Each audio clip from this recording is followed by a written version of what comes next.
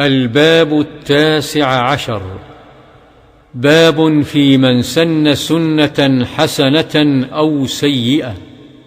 قال الله تعالى: والذين يقولون ربنا هب لنا من أزواجنا وذرياتنا قرة أعين واجعلنا للمتقين إماما. وقال تعالى: وجعلناهم أئمة يهدون بأمرنا. الرحمن الرحيم. قال المؤلف رحمه الله تعالى: باب في من سن سنة حسنة أو سنة سيئة.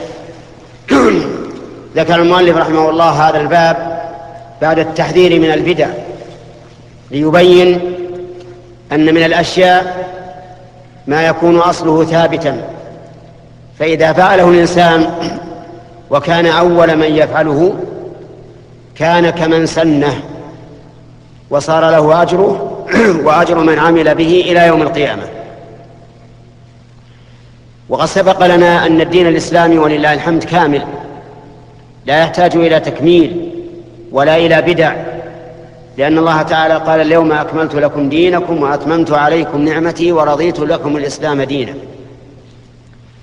ثم استشهد المؤلف بآيتين من كتاب الله، أولاهما قوله تعالى: والذين يقولون ربنا هب لنا من أزواجنا وذرياتنا قرة أعين واجعلنا للمتقين إماما.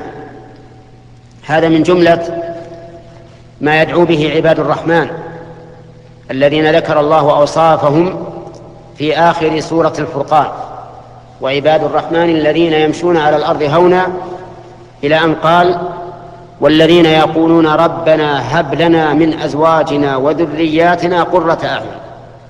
هب لنا يعني أعطنا، والأزواج جمع زوج، وهو صالح للذكر والأنثى، فالزوجة تسمى زوجا والزوج الذكر يسمى زوجا. ولهذا تجدون في الأحاديث: يمر بكم وعن عائشة زوج النبي صلى الله عليه وسلم.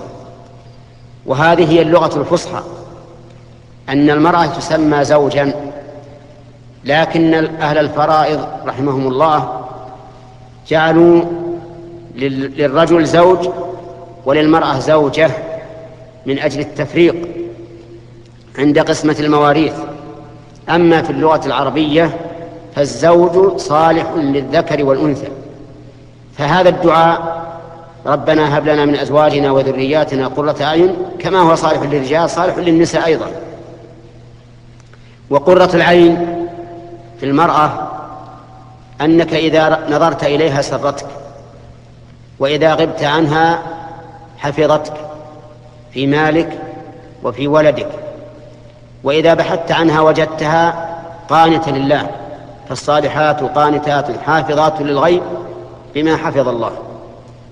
فهذه تسر زوجها.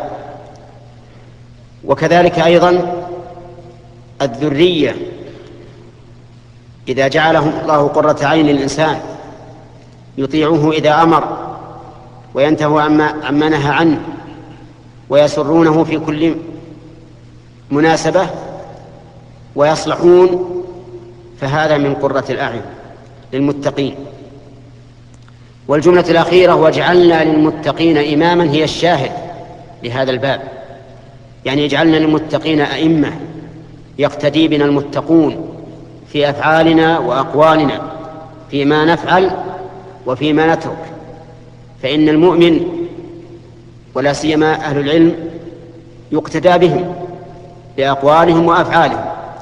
ولهذا تجد العامة إذا أمرتهم بشيء أو نهيتهم عن شيء قالوا هذا فلان يفعل كذا وكذا، ممن جعلوه إماما لهم. والأئمة تشمل الأئمة في الدين والأئمة في الدعوة، يعني في الدين الذي هو العبادة الخاصة بالإنسان، والأئمة في الدعوة وفي التعليم وفي الأمر بالمعروف والنهي عن المنكر وغير ذلك من شعائر الدين وشرائعه. اجعلنا للمتقين إماما في كل شيء. أما الآية الثانية فقال: وجعلناهم أئمة يهدون بأمرنا، أي صيرناهم أئمة علماء يهدون الناس أي يدلونهم على دين الله بأمر الله عز وجل. ولكن ليت المؤلف ذكر آخر الآية، لأن الله بين أنه جعلهم أئمة بسبب يهدون بأمرنا لما صبروا وكانوا بآياتنا يوقنون. لما صبروا على طاعة الله وصبروا عن معصية الله وصبروا على أقدار الله، صبروا على طاعة الله ففعلوا ما أمر، وصبروا عن معصية الله فتركوا ما نهى عنه، وصبروا على أقدار الله التي تأتيهم من أجل دعوتهم إلى الحق وأمرهم بالمعروف ونهيهم عن المنكر. لأن الإنسان إذا نصب نفسه داعية للحق وآمرا بالمعروف ونهيا عن المنكر فلا بد أن يصيبه من الأذى ما يصيبه، لأن أكثر الذين يكرهون الحق سوف يكونون أعداء له، فليصبر. وكذلك أقدار الله التي تأتي بدون هذا أيضا يصبرون عليها بما صبروا وكانوا بآياتنا يوقنون بما أخبر الله به، ويوقنون بالجزاء الذي يحصل لهم في فعل الأوامر وترك النواهي وفي الدعوة إلى الله وفي الأمر بالمعروف والنهي عن المنكر، أي أنهم يعملون وهم يوقنون بالجزاء. وهذه نقطة ينبغي لنا أن ننتبه لها، أن نعمل ونحن نوقن بالجزاء. كثير من الناس يعملون يصلون ويصومون ويتصدقون بناء على أن هذا أمر الله، وهذا طيب لا شك أنه خير، لكن ينبغي أن تدرك أو أن تستحضر بأنك إنما تفعل هذا رجاء الثواب وخوف العقاب، حتى تكون موقنا بالآخرة بما صبروا وكانوا بآياتنا يوقنون.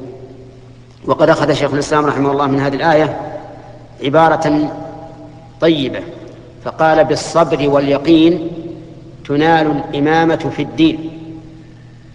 أخذها من قول بما صبروا وكانوا بآياتنا يوقنون، فبالصبر واليقين تنال الإمامة في الدين. أسأل الله أن يجعلني وإياكم أئمة في دين الله هداة لعباد الله مهتدين، إنه جواد كريم.